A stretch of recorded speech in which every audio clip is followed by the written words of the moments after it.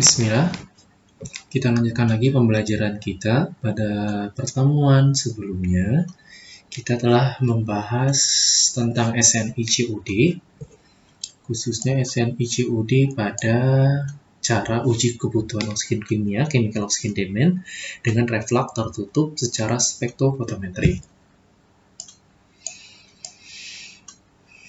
Pada pertemuan sebelumnya, kita telah sampai pada pembuatan kurva kalibrasi. Untuk pertemuan kali ini kita akan lanjutkan pembahasannya pada pengukuran contoh ujinya. Nah, kalau kalian ingat, kemarin untuk contoh uji COD itu ada dua ya, yaitu yang pertama contoh uji COD pada range 100 mg per liter sampai 900 mg per liter. Yang kedua, untuk contoh uji COD-nya lebih kecil dari atau sama dengan 90 mg per liter. Jadi di bawah 100 mg per liter. Bagaimana cara pengukuran contoh ujinya? Di sini ada, kalau yang pertama untuk yang 100 mg per liter sampai 900 mg per liter itu ada 5 cara atau 5 step. Yaitu yang pertama, dinginkan perlahan-lahan contoh yang sudah direflux sampai suhu ruangan untuk mencegah terbentuknya endapan. Ya. Yang pertama kan direflux selama 2 jam tadi ya. Direflux selama 2 jam, lalu didiamkan sampai suhu ruangan itu berapa? Itu kisaran antara 32 derajat Celcius untuk mencegah terbentuknya endapan. Jika perlu, saat pendinginan sesekali tutup contoh dibuka untuk mencegah adanya tekanan gas. Itu yang A. Yang B, biarkan suspensi mengendap dan pastikan bagian yang akan diukur benar-benar jernih. Yang C, ukur serapan contoh uji pada panjang gelombang yang telah ditentukan, 600 nanometer. Ya. Nah, 600 nanometernya ini berfungsinya buat di mana? Untuk contoh uji 100 mg per liter sampai dengan 900 mg per liter. Bila lebih kecil, nanti menggunakan 420 nanometer. Lalu hitung kadar COD berdasarkan persamaan linear kurva kalibrasi. Yang dimana kalibrasinya kita dapatkan pada pertemuan kemarin kita jelaskan di sini pembuatan kurva kalibrasi yang mana kita harus tentukan dulu nilai R-nya. R-nya didapat dari mana?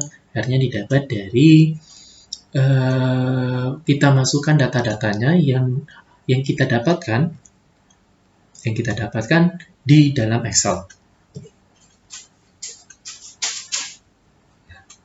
Yang keempat, hitung kadar COD berdasarkan persamaan linear kurva kalibrasi tadi sudah. Yang kelima, lakukan analisis Duplo. Oke.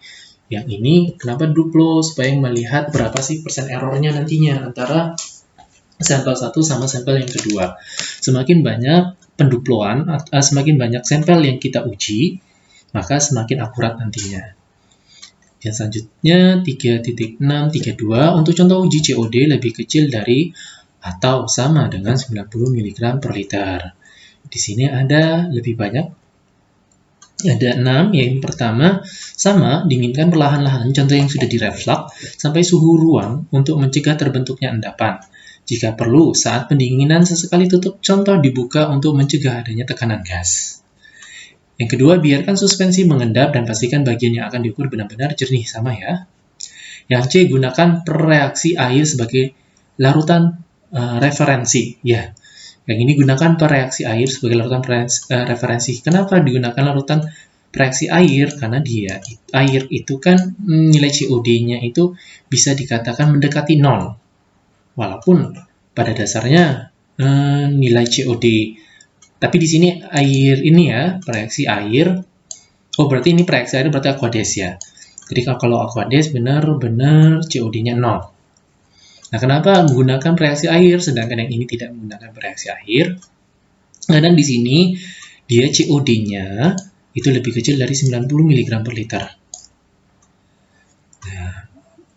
Yang D, selanjutnya, ukur serapan contoh uji pada panjang gelombang yang telah ditentukan, 420 nanometer. Yang E, hitung kadar COD berdasarkan persamaan linear kurva kalibrasi yang pada 362, yang ini ya.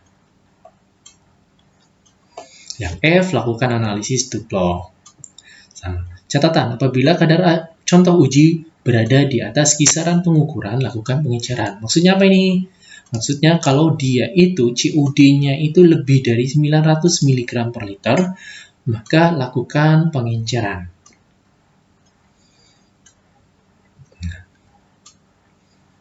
Lalu perhitungannya sederhana banget. Nilai COD sebagai miligram O2 per liter itu sama dengan nilai C dikali dengan F.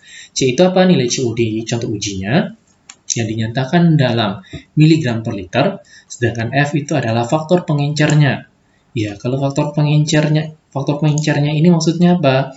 Apakah pengencerannya itu tadi kalau dia lebih dari 900, berarti kan ada faktor pengencerannya. Apakah pengencerannya 2 kali, atau 3 kali, atau berapa kali? Nah, kalau misalnya tidak ada pengenceran, berarti faktor pengencerannya berapa? 1. Lalu masukkan hasil pembacaan serapan contoh uji ke dalam regresi linear yang diperoleh dari kurva kalibrasi. Yang B, nilai COD adalah hasil pembacaan kadar contoh uji dari kurva kalibrasi. Benar. Nah, pengendalian mutunya di sini ada berapa nih? Ada sampai C.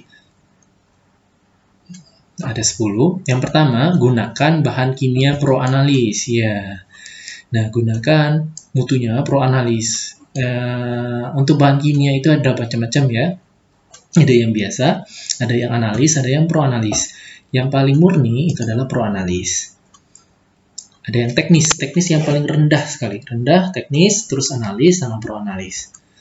Nah, di sini gunakanlah bahan kimia yang proanalis. Biasanya yang bahan kimia proanalis itu harganya lebih mahal. Yang B, gunakan alat gelas bebas kontaminasi. Nah, ini bagaimana kita tahu dia bebas kontaminasi? Yaitu dengan cara dicuci terlebih dahulu menggunakan sabun. Oleh karena itu, setiap praktek itu seharusnya cuci dulu alatnya.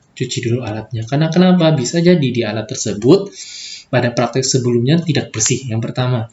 Yang kedua, bisa jadi terjadi tetesan ketika sudah dicuci masih ada tetesan-tetesan dari praktek sebelumnya yang mengenai alat tersebut. Bisa beker gelas, elemer, pipet tetes, maka cucilah terlebih dahulu. Yang C, gunakan alat ukur yang terkalibrasi. Ya, jadi memang alat ukur itu setiap beberapa tahun itu dikalibrasi. Fungsinya buat apa? Untuk melihat keakuratan dari alat ukur tersebut. Yang D, gunakan air suling bebas organik untuk pembuatan belangko dan larutan kerja. Nah, air suling bebas organik ini biasanya Aquades tadi. Yang E, dikerjakan oleh analis yang kompeten. Ya, kapan disebut analis yang kompeten? Ketika dia itu memang benar-benar bekerja di sana. Seperti kalian, ketika kalian sudah terbiasa melakukan COD, nanti bisa menjadi analis yang kompeten. Dan juga ada sertifikatnya nanti untuk analis kompeten. Yang F, lakukan analis dalam jangka waktu yang tidak melampaui waktu simpan maksimum 7 hari. Ya ini, waktu simpan maksimumnya 7 hari. Yang G, perhitungan koefisien korelasi regresi linear R lebih besar atau sama dengan 0,995. Ini diperhatikan juga ya, regresi linearnya untuk kurva kalibrasi itu harus lebih besar atau sama dengan 0,995 dengan intersepsi lebih kecil atau sama dengan batas deteksinya. Yang H, lakukan analis belangko dengan frekuensi 5% sampai dengan 10% per batch.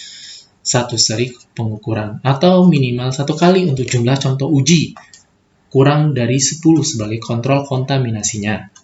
Sedangkan yang I, itu lakukan analis duplo dengan frekuensi 5% sampai dengan 10% per satu seri pengukuran, atau minimal 1 kali untuk jumlah contoh uji kurang dari 10 sebagai kontrol ketelitian analisisnya.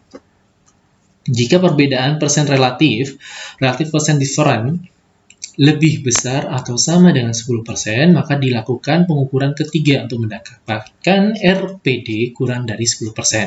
RPD itu didapatkan dari rumus mana? Rumus ini. Hasil pengukuran dikurangi dupliko pengukuran, dibagi dengan hasil pengukuran ditambah dupliko pengukuran, dibagi 2 dikali 100%.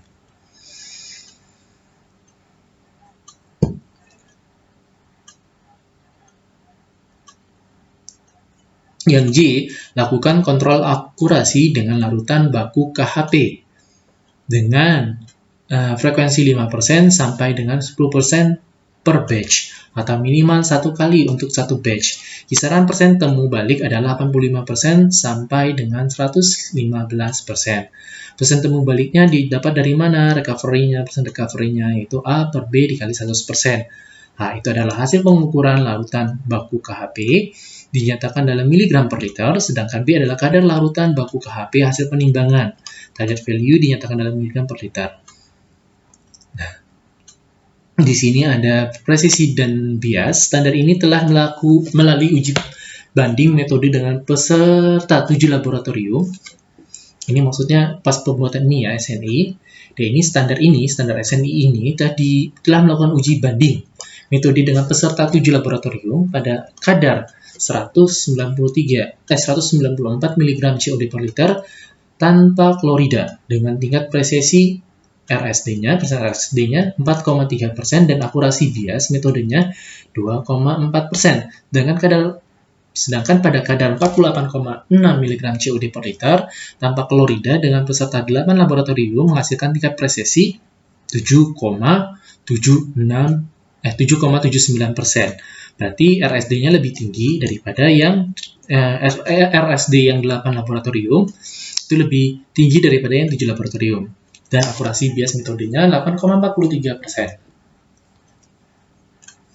Rekomendasinya ada 2. Di sini lakukan analisis blind sample, yang B buat kontrol chart untuk akurasi dan presisi analisis.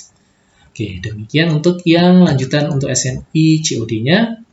Bila ada pertanyaan, silakan ditanyakan di grup WA atau di komentar e-learning. Terima kasih, kita lanjutkan pada materi selanjutnya.